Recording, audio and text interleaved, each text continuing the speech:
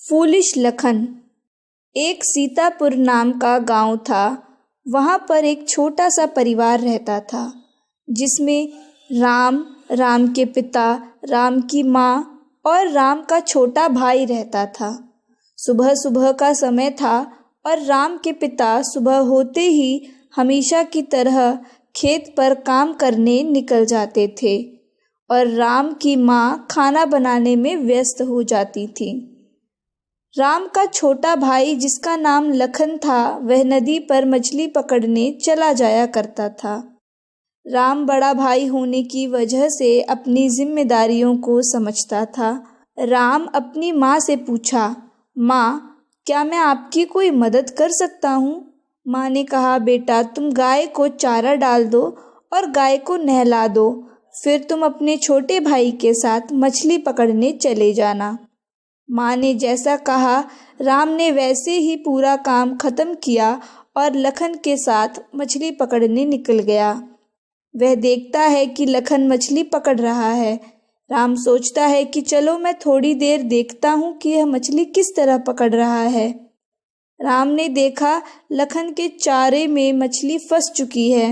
लखन उसे बाहर निकालता है और पानी में वापस फेंक देता है। राम यह देखकर चिंतित हो गया कि उसके छोटे भाई को आखिर क्या हुआ है कि उसने एक मछली पकड़ी और उसे वापस पानी में फेंक दिया। राम वहाँ खड़ा खड़ा और देखता है तो वह देखता है कि लखन ऐसे ही बहुत बार मछली पकड़कर फेंक चुका है।